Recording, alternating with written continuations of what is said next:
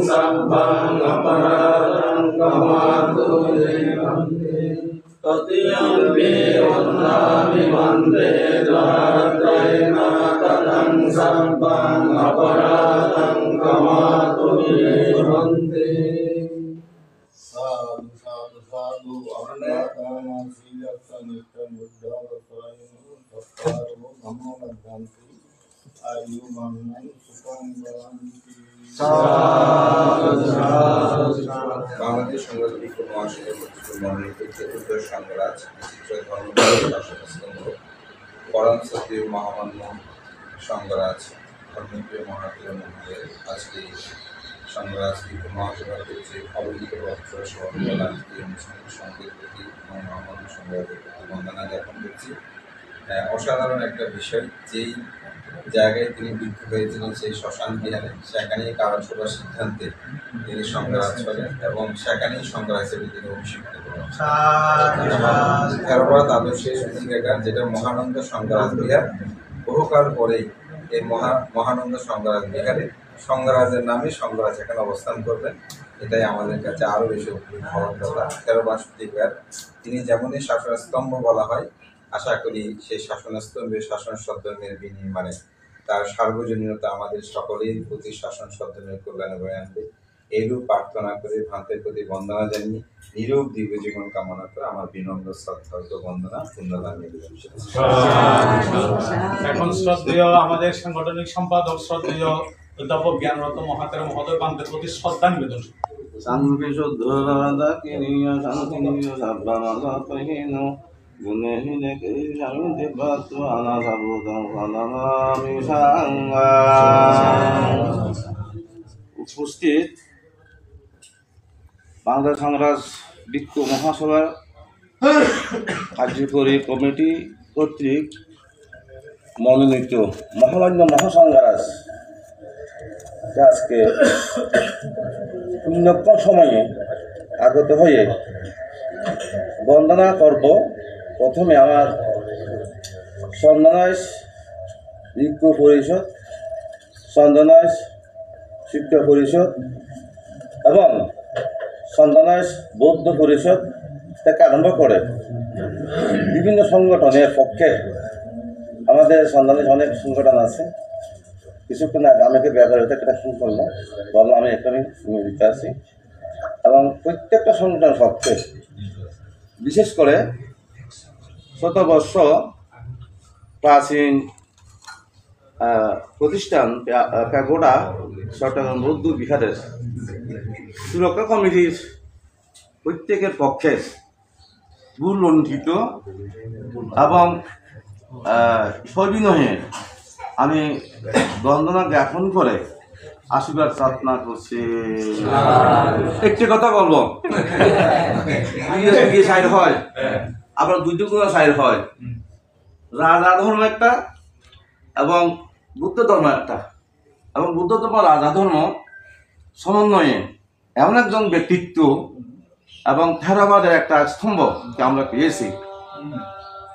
প্রয়োজনে বুদ্ধ রাজধর্ম প্রয়োগ করেছিলেন, ভিক্ষুদেরকে সমন্বয় করতে না পেরে সবাই কাছ থেকে পারুলির বনে চলে গিয়েছিলেন। এটা হচ্ছে রাজার পুত্র হিসেবে একটা দৃষ্টান্ত, রাজার পুত্র হিসেবে একটা দৃষ্টান্ত।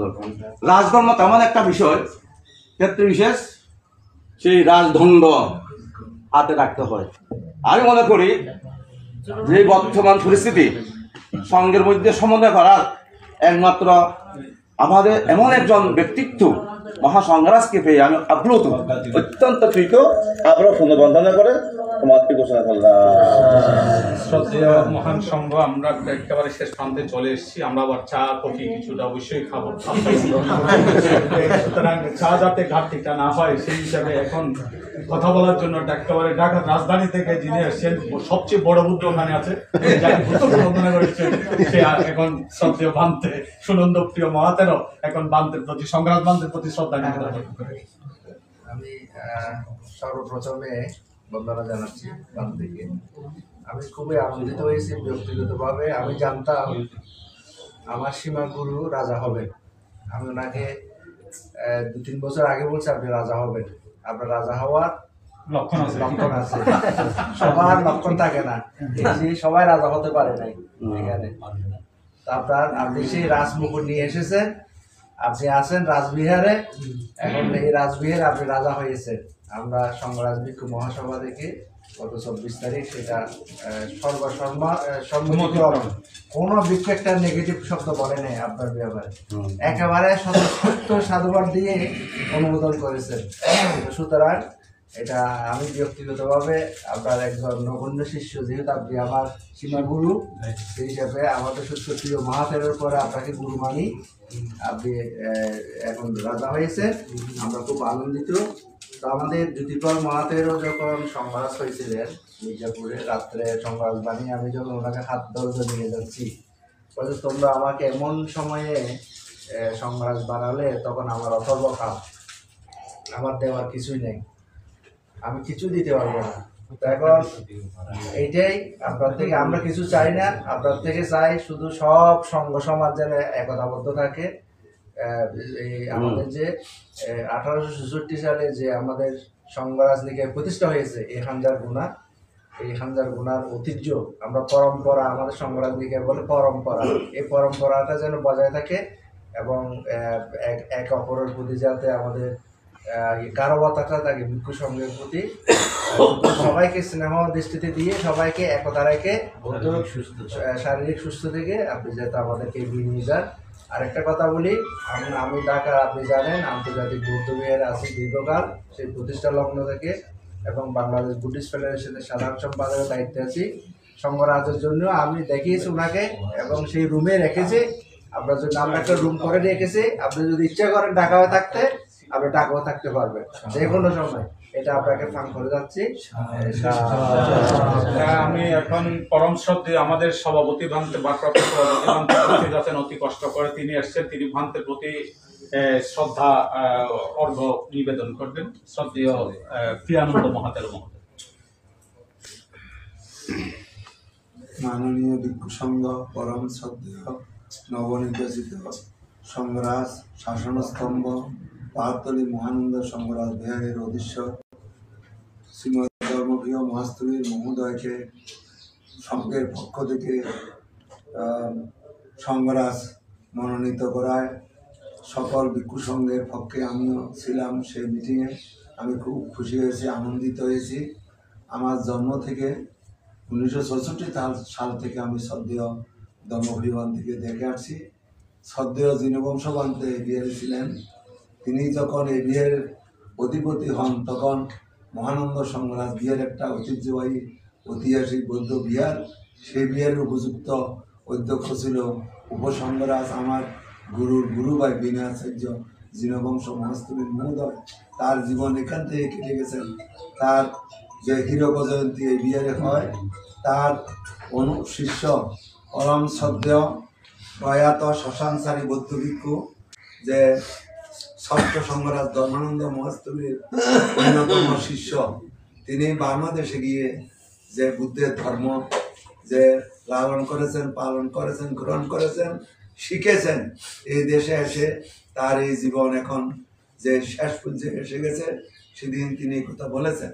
আমি প্রার্থনা করি তিরত্নের কাছে তার 100 বৎসর জীবন আমি প্রার্থনা করছি শ্রদ্ধেয় মহাস্তবীরের, যে এই বিহারের পরিচালনা কমিটি শ্রদ্ধেয় জিনবংশ বান্তের পরে অনেক ভিক্ষু সংঘ ছিল, গারবতার দিক থেকে, শাসনের দিক থেকে শাসনস্তম্ভ অন্যতম।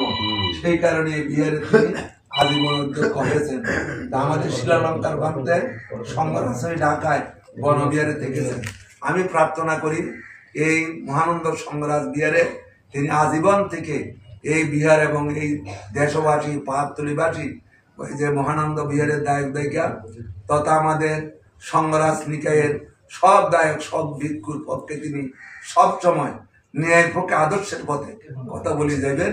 আগেও তিনি সেই নীতি পালন করেছেন, তার নীতির প্রতি আমি শ্রদ্ধা জ্ঞাপন করছি। আমি আর বেশি কিছু বলতে চাই না। আজ অনেক ভিক্ষু সংঘ যে সূর্যকে চন্দ্রকে তারাগণ বেষ্টিত হয়ে যে শ্রদ্ধা জ্ঞাপন করলেন, এটা অন্যতম মনোরূপ মনোরম সুন্দর। এই পক্ষ থেকে আমি সকল ভিক্ষু সংঘ সহ যারা এখানে নারী পুরুষ আছেন সকলের পক্ষে শ্রদ্ধেয় সংঘরাজ মহোদয়ের শতবৎসর জীবন কামনা করে আমি আমার বন্দনা করে আমার বক্তব্য শেষ করছি। পরম শ্রদ্ধেয় মহান সংঘ এবং মহামান্য সংঘরাজ ভান্তে তথা সংঘের প্রতি বিনম্র শ্রদ্ধা। অনেক প্রাজ্ঞ ভিক্ষু সংঘগণ কষ্ট স্বীকার করে এসেছেন, আমি কৃতজ্ঞতা জানাচ্ছি একজন নগণ্য সেবক হিসাবে। আপনাদের সকলের প্রতি কৃতজ্ঞতা এবং ধন্যবাদ জ্ঞাপন করছি। আমরা কথা বাড়াতে যাব না, আবার যার যার স্বস্থানে ফিরে যেতে হবে। সুতরাং আমি বলবো মহামান্য সংঘরাজ ভান্তে আজকে উপস্থিত হয়ে আমাদের এই সবার মধ্যে আমাদেরকে এই কাজটুকু করার যে সহযোগিতা করেছে এবং প্রজ্ঞাতিলক যে সেবক যারা আছে, যারা এসছে, সবাইকে ধন্যবাদ জানাচ্ছি। গ্রামবাসী যারা এখানে উপস্থিত হয়েছে সকলকে ধন্যবাদ জানাচ্ছি। এবং শ্রদ্ধেয় ভান্তের প্রতি আমাদের নিবেদন আবেদন, আমাদের অনেক কিছুই থাকবে, অনেক কিছু থাকাটা স্বাভাবিক। পিতার কাছে, গুরুর কাছে থাকাই স্বাভাবিক। যে সংঘ সমাজের ঐক্য, সংঘ এবং ভিক্ষু সংঘ এবং সমাজের দায়ক দায়িকা সবই আপনার।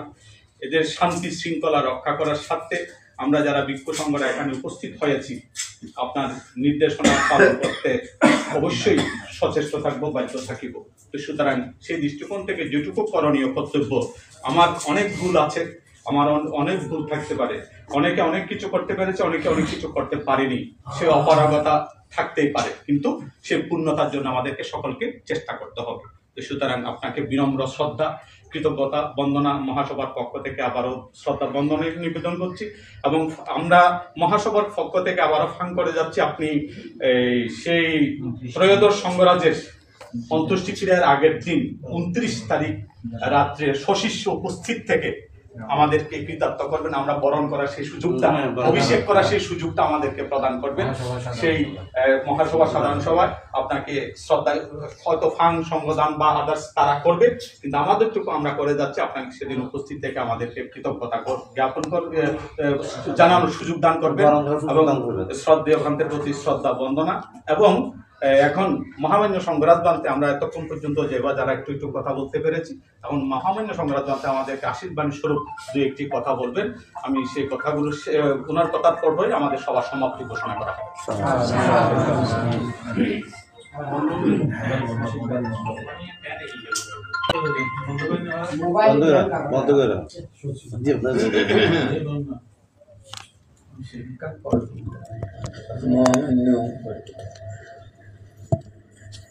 ভিক্ষু সংঘ, সংঘরাজনীতির ভিক্ষু সংঘ এবং বাংলাদেশ সংঘরাজ ভিক্ষু মহাসভার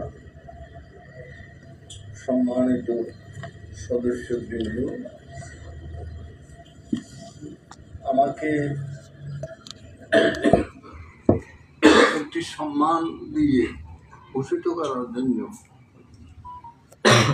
এখানে উপস্থিত হয়েছেন। সুতরাং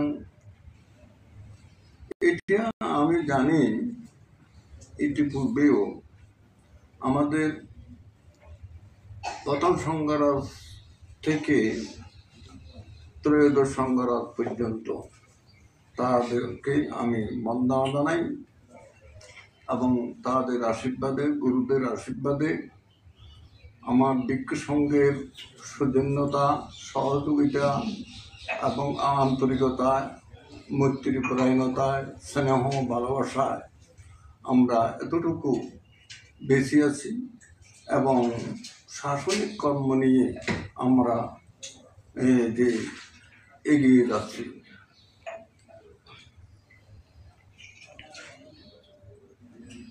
(1864) সাল থেকে এই পর্যন্ত ধারাবাহিকভাবে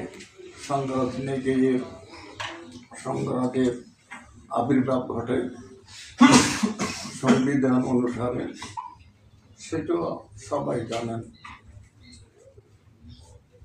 সুতরাং আমারও জন্মান্তরের পুণ্যফল আছে বিদায় এত বড় মহাগৌরবান্বিত পদে অভিষিক্ত আপনারা আমাকে আহ্বান করেছেন, দায়িত্ব দিয়েছেন। সুতরাং এই দায়িত্বটুকু একদিক দিয়ে বিশাল, আর দিক দিয়ে অত্যন্ত পুণ্যদায়ক। সুতরাং এগুলি রক্ষা করে দেওয়া খুবই কঠিন ব্যাপার।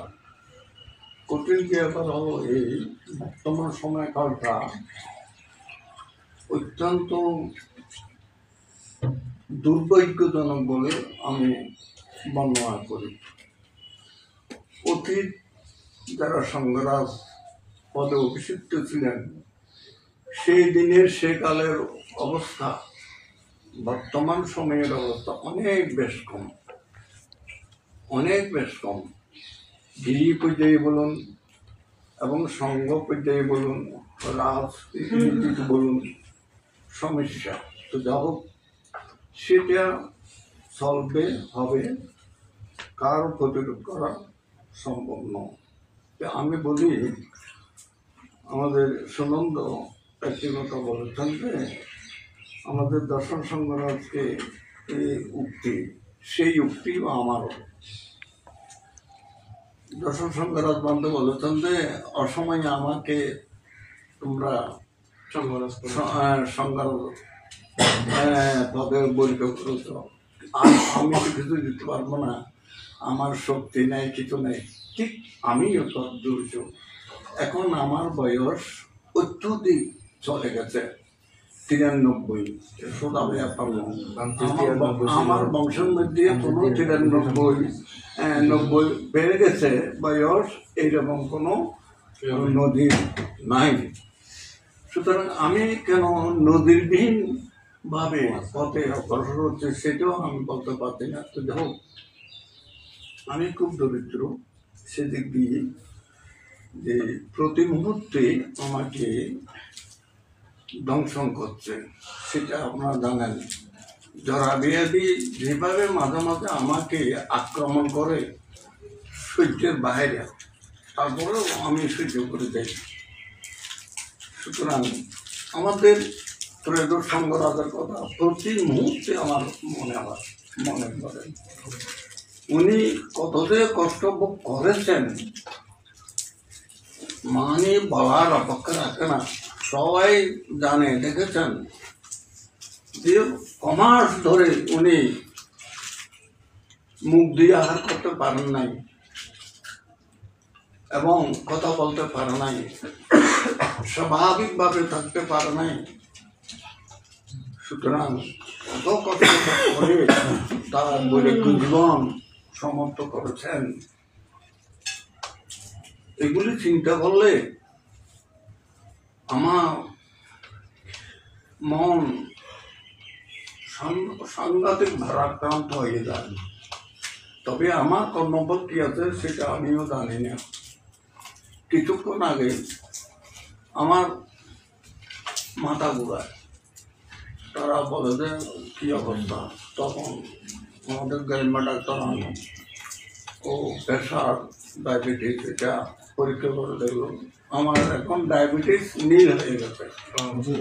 সেই কারণে আমি মাথা ঘুরায়। যদি দেখুন প্রতি মুহূর্তে ডায়াবেটিসের সমস্যা, প্রেশারের সমস্যা, এইটা নিত্য নৈমিত্তিক রোগ। সুতরাং এখান থেকে রক্ষা পাওয়া খুবই মুশকিল। এমন অবস্থায় যে এত মানে রাজকীয় পদ গ্রহণ করে যে রাজ্য শাসন করা আমার পক্ষে দুরূহ ব্যাপার। তাই আমি আমার সঙ্গের কাছে আমি প্রার্থনা করি, সঙ্গ আমাকে রক্ষা করবেন। আপনাদের দায়িত্ব আপনারা আমাকে পালন করছেন, আমার দায়িত্ব আমার সঙ্গকে আমি রক্ষা করার জন্য আমার প্রার্থনা করছি যে আমাকে রক্ষা করবেন। এই যে আমার আপদে বিপদে ত্রয়োদশ সংঘরাজ যে আপনারা যেভাবে রক্ষা করে যাচ্ছেন, ঠিক অনুরূপভাবে আমাকেও সেভাবে দেখবেন। আর পাতলিবাসী তো আছেই আমার, তারা সুখে দুঃখে বহু কথা আছে। তো এখন আমি বলতে চাই, আমি সঙ্গের একজন কৃতদাস, আমি সঙ্গকে ভালোবাসি। কি কারণে? সঙ্গই আমাকে রক্ষা করেছেন। সঙ্গ ছাড়া আমি সীমাতে আমি উপসম্পদা নিতে পারতাম না। সঙ্গে আমাকে সীমার মধ্যে বিনয়সম্মতভাবে আমাকে উপসম্পদা প্রদান করেছেন। আমার গুরু একা আমাকে উপসম্পদা দিতে পারতেন না। সুতরাং সঙ্গ আমাকে জন্ম দিয়েছেন। অতএব সঙ্গ যদি কোনো স্থানে লাঞ্ছিত বঞ্চিত হয়, তখন আমার দায়িত্ব আমি বহন করি। যেহেতু আমি সঙ্গদরদী, আমি একজন সঙ্গ সেবক এবং আমি একজন সঙ্গপ্রিয়, এবং আমি সঙ্গের ভগবান বুদ্ধের ধর্মকে আমি রক্ষা করি, এই জন্য আমি ধর্মপ্রিয়। সুতরাং আমার দায়িত্ব আমি এইভাবে বহন করে যাচ্ছি। আমার মাননীয় ভিক্ষু সংঘ, আমার সবার সম্পর্কে, আমার নীতি সম্পর্কে, আমার কথাবার্তা সম্পর্কে, আমার আদর্শ সম্পর্কে আপনারা জানেন। হ্যাঁ, যদি আমার কোনো দোষ ত্রুটি থাকে তাহলে সেটা আমাকে অবহিত করবেন, কারণ আমি তো নির্দোষী নই। এখন আমার বোধহয় আর্য মার্গের মধ্যে প্রতিষ্ঠিত হয় নাই, এই জন্য আমি দাবি করতে পারি না আমি আর্য। অতএব আমি সঙ্গে অসুবিধা আজকে আমাকে বয়োজ্যেষ্ঠ হিসাবে আমাকে সম্মানিত করেছেন, সংঘারক পদে বরিত করেছেন। আমি বেশি দিন থাকতে পারবো সে আশা আমি রাখি না, কারণ আমাকে প্রতি মুহূর্তে আঘাত দিচ্ছে। আপনারা বুঝবেন না, বয়স্কের ধর্মতা, যারা অধিক বয়স্ক হয়েছেন তাদের ধর্মতা আর 30-40, 50, 60-70 বছরেরও বয়স্ক তারা বুঝতে পারবেন না কীরকম অবস্থা। ঘড়িতে ঘড়িতে মিলিটি পরিবর্তন। এখন আমার ভালো লাগছে, কিছুক্ষণ পর হয়তো আমার মাথা ঘুরায়, আমার এদিক দিয়ে এই সমস্যা, এই দিক দিয়ে সমস্যা, এগুলি আমার দেহ থেকে উৎপন্ন হয়। সুতরাং এখানে সঙ্গ দায়ী না, সেটার দায়ী হইল আমি, আমার না। এই জন্য ভগবান বুদ্ধ দেহকে ধ্বংস করার জন্য, দেহ আর জন্ম নেওয়ার জন্য যে ভগবান বুদ্ধের পরিশ্রম সার্থক করে আজকে এই সত্যতা আমাদের জন্য দিয়ে গেছেন। সেই সত্যের ধার বাহক আমরা ধারণ করি না তা নয়, এবং বহন করি, কিন্তু প্রতিপালনের দিক দিয়ে একটু মানে হালকা। হ্যাঁ, এই জন্য আমি মনে মনে চিন্তা করি, বুদ্ধের কথা আমরা যদি প্রতিপালন করি তাহলে সমস্যা আসবে না। যতদিন পর্যন্ত বুদ্ধের এই যে ধর্মকে আমরা রীতিমতোভাবে যদি অধ্যয়ন করি, প্রতিপালন করি, রক্ষা করি, তাহলে সত্যই আমরা এই জীবন থেকে, এই দুর্বিহ জীবন থেকে আমরা রক্ষা করতে পারি। এটাও পরিশেষে আমি কিছু বলতে চাই না।